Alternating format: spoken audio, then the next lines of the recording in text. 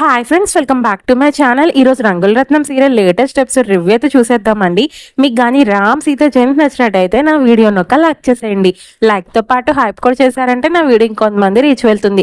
మీకు కానీ రామ్ సీత మళ్ళీ కలిసిపోవాలి, జంటగా ఉండాలనుకుంటే కామెంట్ సెక్షన్లో మీ అభిప్రాయం తెలియజేయండి. ఇంకా సీరియల్ స్టార్టింగ్లోనే మనకి శాంతమ్మ రామ్ గారు ఆపుతూ ఉంటుంది. బాబు ప్లీజ్ బాబు ఒక సాయం చెయ్యి, మా ఆశ్రమంలో ఒక ఆవిడికి రాత్రి నుంచి జ్వరం అసలు తగ్గలేదు, ఆవిడని హాస్పిటల్లో చూపిద్దామని ఆటో వెళ్తుంటే ఆటో పాడైంది బాబు, ఎంతమందిని ఆపినా అసలు హెల్ప్ చేయట్లేదు, ప్లీజ్ బాబు ఈ పుణ్యం కట్టుకో. అక్కడ నా రామ్ మాట్లాడుతూ, అయ్యో ఎందుకమ్మా అంతలా బతిమాలుతున్నారు, వెంటనే వెళ్ళి తీసుకురండి ఆవిడ్ని, హాస్పిటల్ తీసుకెళ్దాం. సరే బాబు ఇప్పుడే ఇక్కడ ఉండండి తీసుకొస్తాను. మరో పక్క శాంతం వెళ్ళి జానకితో మాట్లాడుతూ ఉంటుంది. అమ్మ జానకి పద, ఎవరో పుణ్యాత్ముడు కారు ఆపాడు, పద ఏవుని తీసుకుని మన హాస్పిటల్కి వెళ్దాం. అక్కడ నా శాంతమ్మ రామ్తో మాట్లాడుతూ, ఏంటి ఆ బాబు నువ్వు చేసిన సహాయం అలాంటిది ఇలాంటిది కాదు, చాలా థ్యాంక్ యూ బాబు. అక్కడ నా రామ్ మాట్లాడుతూ, అయ్యో పర్లేదమ్మా ఎందుకు అంతలా థ్యాంక్ యూ చెప్తున్నారు, తోటి వారికి సహాయం చేస్తేనే కదా మనం ఇలాగ మానవత్వంగా ఉండేది, అందువల్ల మీరు ఏం బాధపడకండి, మిమ్మల్ని నేను హాస్పిటల్లో దింపేస్తాను కదా. అక్కడే ఉన్న సీత ఇదంతా వింటూ తనలో తను అనుకుంటూ ఉంటుంది, ఏంటిది ఈయన గొంతు వింటుంటే నా భర్త రామ్ గారిలా వినిపిస్తుంది, ఒక్కసారి ఈయన చూడాల్సిందే అని సీత రామన్ చూసి తనలో తను మాట్లాడుకుంటూ ఉంటుంది. అమ్మ బాబోయ్ ఉన్న పలంగా ఈయన కారెక్కేనా, పొరపాటున దేవుడా నన్ను ఎందుకు ఈయన దగ్గర చేర్చావు, ఇప్పుడిప్పుడే నేను లేననే నిజాన్ని ఆయన ఒప్పుకొని ఆయన జీవితంలో సాగిపోతున్నారు, అంతే తప్ప మళ్ళీ ఇప్పుడు నన్ను పొరపాటును చూశారంటే మళ్ళీ నన్ను ఊరుకుంటారా, ఖచ్చితంగా నన్ను ఇంటికి తీసుకెళ్ళిపోతారు. అందువల్ల ఎట్టి పరిస్థితుల్లోనూ నేను బతికే ఉన్నానని నిజం అని తెలియకూడదు, ఎట్టి పరిస్థితుల్లోనూ ఈ ముసుగు కప్పుకొని ఆయన కనబడకూడదు. మరో పక్క శాంతం మాట్లాడుతూ, ఏంటి బాబు నీకు థ్యాంక్స్ చెప్తుంటే ఒప్పుకోవట్లేదు, ఇలాగా తోటి వారికి సహాయం చేస్తామన్నది నిజం ఇప్పుడు ఎవరు పాటించట్లేదు తెలుసా, నాకెందుకు లేని స్వార్థంగా ఆలోచించి నీకన్నా ముందు ఎంతమంది కార్లు ఆపైనా తెలుసా, ఒక్కళ్ళు కూడా సహాయం చేయలేదు. ఖచ్చితంగా ఈ పుణ్యం నీకు నీ పిల్లలకి భార్యకి అన్నిటికీ చేరుతుంది బాబు, నువ్వేం కంగారు పడకు. మరో పక్క రామ్ మాట్లాడుతూ, మీరు ఆశీర్వదించే ఆశీర్వాదం నాకు అందుతుందేమో కానీ నా భార్యకి నాకు పిల్లలకి అసలు చెందదమ్మా. అక్కడ ఉన్న శాంతం మాట్లాడుతూ, ఏ బాబు నీకు ఇంకా పెళ్లి కాలేదా, ఎందుకు అలా మాట్లాడుతున్నావు, ఏం లేదమ్మా మీరు ఇచ్చిన ఆశీర్వాదం నాకు నచ్చింది, కానీ నాకు అలా నా భార్య నా దగ్గర లేదు, ఎందుకంటే మీరు ఇద్దరు ఎంతో అన్యోన్యంగా ఉండేవాళ్ళు, ఏవైందో జరిగిందో తెలియదు, నా భార్య నాకు దూరం అయిపోయింది. అక్కడ ఉన్న శాంతం మాట్లాడుతూ, అయ్యో ఎంత ఘోరం జరిగింది బాబు, నీ భార్య చనిపోయిందా, లేదమ్మా నా భార్య ఎక్కడో బతికే ఉంది, నాకు ఆ నమ్మకం ఉంది, నా హృదయం ఇంకా కొట్టుకుంటుందంటే తను ఎక్కడో బతికే ఉందని నాకు తెలుసు, కానీ మా అమ్మ వాళ్ళందరూ తను చనిపోయిందని నాకు చెప్తున్నారు. అక్కడ నా శాంతం మాట్లాడుతూ, ఏంటి బాబు ఇలా జరిగిందా, అసలు అందరూ మంచి వాళ్ళకే బాబు ఇలాంటి కష్టాలన్నీ వస్తాయి, నువ్వు కంగారు పడకు, అయినా నీ భార్య నీకు దూరమైనా నీకు ఇంకా మంచి జీవితం ఉంది, అందువల్ల నువ్వు ఎలాంటిది ఆలోచించకుండా ఒక మంచి అమ్మాయిని చూసి పెళ్లి చేసుకో, నీకు పిల్లలు పుట్టారనుకో వాళ్ళల్లో నీ భార్యను చూసుకో, నేను చెప్పిన మాట విని ఇలాంటి పని చేయి బాబు. అక్కడే నా రామ్ మాట్లాడుతూ, లేదమ్మా నా మనసు నిండా నా భార్య మాత్రమే నిండి ఉంది, అలాంటి హృదయంలో ఇంకో అమ్మాయికి నేను చోటు ఇవ్వలేను, ప్లీజ్ అమ్మ నన్ను మటుకి మీరు ఇబ్బంది పెట్టకండి. అక్కడ నా శాంతం మాట్లాడుతూ, సరే బాబు నీ నిర్ణయమే అది, నీ ఇష్టం ప్రకారమే చేసుకో, కానీ నీ ఇలాంటి బంగారం లాంటి మనిషిని దూరం చేసుకుందంటే ఆ అమ్మాయి ఎంత దురదృష్టవంతురాలో నాకు అర్థమవుతుంది, ఇలాంటి భర్త రావాలని ప్రతి ఒక్క ఆడపిల్ల కోరుకుంటుంది, అలాంటిది నిన్నే దూరం చేసుకున్న అమ్మాయి ఎలాంటి పరిస్థితుల్లో దూరమైందని నాకైతే అర్థమవుతుంది. అక్కడ ఉన్న జానకి తనలో తను బాధపడుతూ, ఏంటి ఈయన నేను ఆయన దూరం అవుతే ఎప్పటికైనా నన్ను మర్చిపోయి ఇంకో అమ్మాయిని పెళ్లి చేసుకుంటారు, ఆయన హ్యాపీగా ఉంటారు అనుకున్నాను, కానీ నన్ను వదిలి వీళ్ళు మర్చిపోలేక నా జ్ఞాపకాలతోనే నలిగిపోతున్నారంటే నాకు చూస్తుంటే ఎంత బాధ అనిపిస్తుందో. అక్కడ నా రామ్ మాట్లాడుతూ, అమ్మ ఏ హాస్పిటల్ చెప్పండి అక్కడ డ్రాప్ చేసేస్తాను, బాబు ఇక్కడే బాబు ఈ హాస్పిటల్లోనే డ్రాప్ చేసేయండి దిగిపోతాం. అక్కడే ఉన్న జానకి వెళ్ళి పక్కకి వెళ్ళి దాక్కుంటుంది. అక్కడే ఉన్న శాంతం మాట్లాడుతూ, జానకి ఎక్కడికి వెళ్ళావమ్మా కనిపించట్లేదు. అక్కడే ఉన్న రామ్ మాట్లాడుతూ, ఏమైందమ్మా ఎవరి గురించి ఎతుకుతున్నారు, ఏం లేదు బాబు మాతో పాటు వచ్చిన అమ్మాయి ఉంది కదా తను ఉన్న పలంగా కనిపించట్లేదు, అందువల్ల తన గురించి ఎదుగుతున్నాను.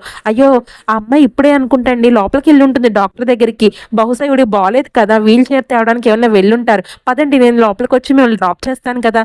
అక్కడే ఉన్న శాంతం మాట్లాడుతూ, పర్లేదు బాబు ఇంతవరకు వచ్చి సాయం చేసావు, ఇలాంటప్పుడు మళ్ళీ లోపలికి రావడం ఎందుకు, నేను చూసుకుంటాను కదా, పర్లేదమ్మా నేను వస్తానని చెప్తున్నాను కదా, సరే బాబు లోపలికి వెళ్ళి కూర్చోబెట్టి నువ్వు బయలుదేరి మేము చూసుకుంటాం కదా.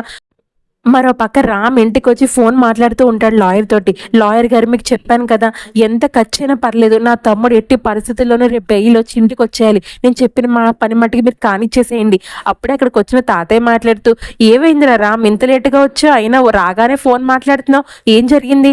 ఏం లేదు తాతయ్య, బాలుకి ఎట్టి పరిస్థితుల్లోనూ బెయిల్ రావాలని నేను లాయర్ గారితో మాట్లాడుతున్నాను, అంతే తప్ప ఇంకేం లేదు. అప్పుడు అక్కడికి వచ్చిన రాణి మాట్లాడుతూ, ఒరే రామ్, నీకు ఎన్నిసార్లు చెప్పానురా ఆ బాలుగారి సంగతిలో నువ్వు తల దూర్చొద్దని, అయినా వాడికి కావాల్సిన శిక్ష పడాల్సిందే, నేను చెప్పిన మాట విను, అప్పటి వరకు నువ్వు వాడి విషయంలో జోక్యం చేసుకోవద్దు, అర్థమవుతుందా?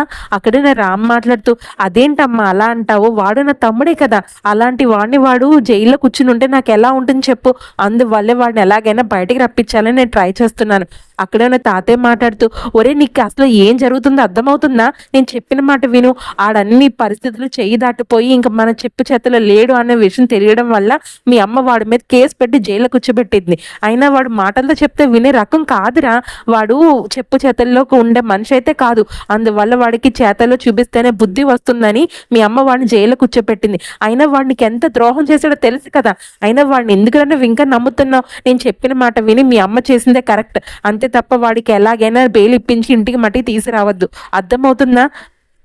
అక్కడ ఉన్న రామ్ మాట్లాడుతూ, తాతయ్య మీకు చెప్పిందంతా నాకు అర్థమైంది, కానీ వాడు నేను కలిసి పెరిగాం, అలాంటిది నాకు సొంత తమ్ముడు కాకపోయినా సొంత తమ్ముళ్ళలాగే చూసుకున్నాను, అందువల్ల వాడు ఇలాంటి పరిస్థితుల్లో వాడు జైల్లో కూర్చున్నాడంటే వాడు నాకు ఎలా అనిపిస్తుంది చెప్పండి, ఆదిత్య ఎలాగో నాకు బాలు కూడా అంతే, అందువల్ల నేను ఎట్టి పరిస్థితులను తీసుకొస్తాను తాతయ్య, ప్లీజ్ మీరు ఈ విషయంలో మటుకి నన్ను ఇబ్బంది పెట్టకండి.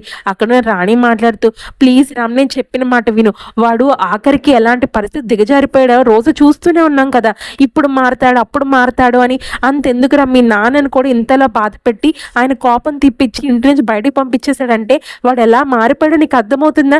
పోనీ ఆ విషయాన్ని కూడా నేను ఏమీ అనలేదు, కానీ ఎప్పుడైతే ఆదిత్యకి సొంత తమ్ముడే అయినా వాడిని గన్తో షూట్ చేసి చంపేయాలన్నంత మనస్థితి వాడు వెళ్ళిపోయాడంటే ఇంకా మనం చెప్పినా వాడు వినడు, అందువల్లే వాడికి జైల్లో కూర్చుంటే కనీసం మన విలువ తెలుస్తుందని అందువల్ల నేను వాడికి జైల్లో కూర్చోపెట్టాను, అందువల్ల నువ్వేం కంగారు పడకు, వాడు మనిషి మారాక నేనే తీసుకొస్తాను కదా. అక్కడ రామ్ మాట్లాడుతూ, ప్లీజ్ అమ్మ, నేను నిర్ణయించుకున్నాను, ఎట్టి పరిస్థితుల్లోనూ బాలుని మట్టికి నేను బెయిల్ ఇప్పించి బయటికి తీసుకొస్తాను, ఈ విషయంలో మట్టికి ఇబ్బంది పెట్టకండి అమ్మా. అప్పుడే అక్కడికి వచ్చిన శశి మాట్లాడుతూ, ఏంటి రామ్, నువ్వు బెయిల్ ఇప్పిస్తావా?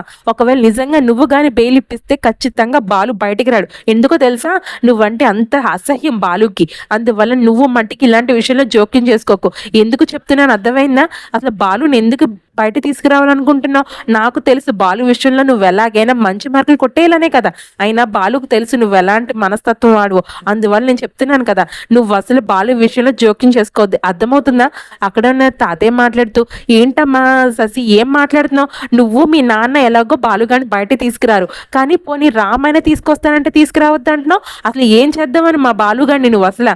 అక్కడున్న శశి మాట్లాడుతూ, ఏంటి తాతయ్య గారు మీరు ఇప్పుడు మాట్లాడేది, అసలు బాలు జైల్లో కూర్చోడానికి కారణం ఎవరు? అత్తయ్యే కదా, అందువల్ల అత్తయ్య తన మనసు మార్చుకుని వెళ్ళి బాలుని బయట తీసుకొచ్చే వరకు అసలు బాలు బయటకు రాడు, నేను ఇదే కదా చెప్తున్నాను అత్తయ్య, మీకు ఇదే చెప్తున్నాను, మీరే వెళ్ళి బాలుకు బెయిల్ ఇప్పించి ఆ కేసు కూడా లేకుండా బాలుని ఇంటికి తీసుకురండి, లేకపోతే నేను ఏం చేస్తానో తెలుసు కదా మీకు.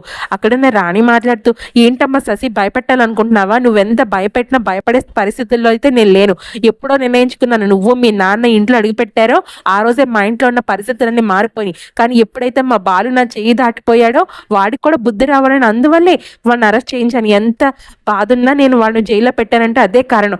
అక్కడే ఉన్న శశి మాట్లాడుతూ, ఏంటత్తయ్య, మీ కొడుకుని మీరు జైల్లో కూర్చోబెట్టారు, మళ్ళీ తర్వాత ప్రేమ గుర్తొచ్చి తన క్యారేజ్ పట్టుకెళ్లారు, ఇప్పుడు మరి జైల్లో తీసుకురమ్మంటే ఎందుకు తీసుకురానంటున్నారు? ఖచ్చితంగా బాలుని మీరు విడిపిస్తేనే బాలు ఖచ్చితంగా ఇంటికి వస్తాడు, అప్పటి వరకు బాలు జైల్లోనే ఉంటాడు, నేను ఇదే కదా చెప్తున్నాను, మీరు ఎట్టి పరిస్థితుల్లో తీసుకొచ్చే వరకు బాలు అక్కడే ఉంటాడు.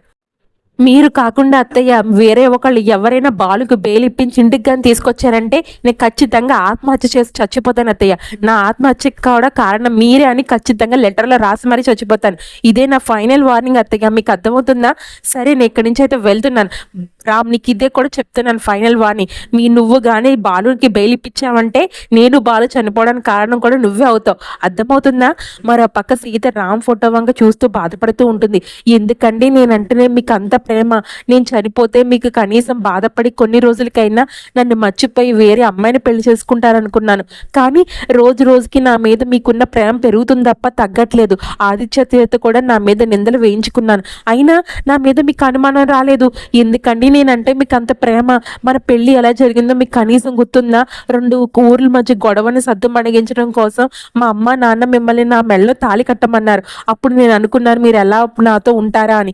కానీ ప్రతి ఆడపిల్ల కోరుకున్న భర్త ఎలా అయితే ఉండాలో మీరు సేమ్ అలాగే ఉన్నారు. నా మీద రోజు రోజుకి మీకు ప్రేమ పెరిగిందే తప్ప అసలు తగ్గలేదు. కానీ నేను మీకు దక్కనండి, ఎందుకంటే నాకు బతికే రోజులు లేవు. ఆ దేవుడు నాకు ఆయుష్ అంతే ఇచ్చాడు. ఇప్పటికైనా నన్ను మర్చిపోయి మీరు ఎలాగైనా ఇంకో అమ్మాయిని పెళ్లి చేసుకుని మన జీవితం చూడాలండి.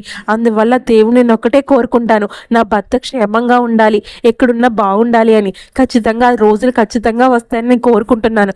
మరి ఆ పక్క రాణి బాధపడుతూ ఉంటే ఇక్కడికి వచ్చిన రామ్ మాట్లాడుతూ, ఏమైందమ్మా, ఏం జరిగింది చెప్పు. ఏం లేదు రామ్, నీకు తెలిసిన విషయమే కదా బాలుగడి గురించి, అందువల్ల నువ్వేం కంగారు పడకమ్మా, నేను చూసుకుంటాను కదా. మరో పక్క శశి డీపీతో కాల్లో మాట్లాడుతూ ఉంటుంది. హలో డాడ్, ఈ ఇంట్లో జరిగే విషయాలు మీకు తెలుస్తున్నాయా అసలు అని. ఏమైంది శశి, ఏం జరిగిందో చెప్పు.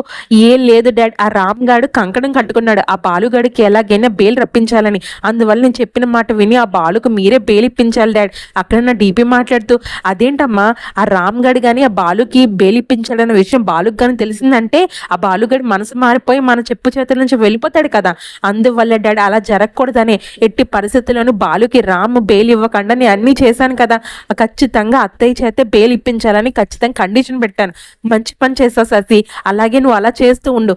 అదే కదా డాడీ నేను చెప్పేది, మా అత్తగారు ఎట్టి పరిస్థితుల్లోనూ బాలుని బయటికి తీసిరాదు. అదే కదా మనకు కూడా కావాల్సింది. ఆ బాలు ఇంకా ఇంకా మగ్గిపోవాలి జైల్లో ఉండి. అత్తయ్య గారి మీద మొత్తం ఈ ఫ్యామిలీ మీద వాడికి ఉన్న ఇంప్రెషన్ అంతా పోయి మనం ఎలా చెప్తే అలా ఆడే కీలు బొమ్మలా మారిపోవాలి. అందువల్ల నేను చెప్పిన మాట విని ఉన్న పలంగా వాడికి బెయిల్ రాకుండా, ఎవరు ఇచ్చినా వాడు బెయిల్ రాకుండా మీరు చూసుకోవాలి, అర్థమవుతుందా? సరేనమ్మా శశి, ఇంట్లో అన్ని పరిస్థితులు చక్కబెట్టు నువ్వు, నేను ఇక్కడ అన్ని చూసుకుంటున్నాను కదా, వాడికి బెయిల్ ఎవరు ఇచ్చినా రాకుండా నేను చూసుకుంటాను, నువ్వేం కంగారు పడకు అని. అక్కడితో ఎపిసోడ్ అయితే పూర్తయిందండి.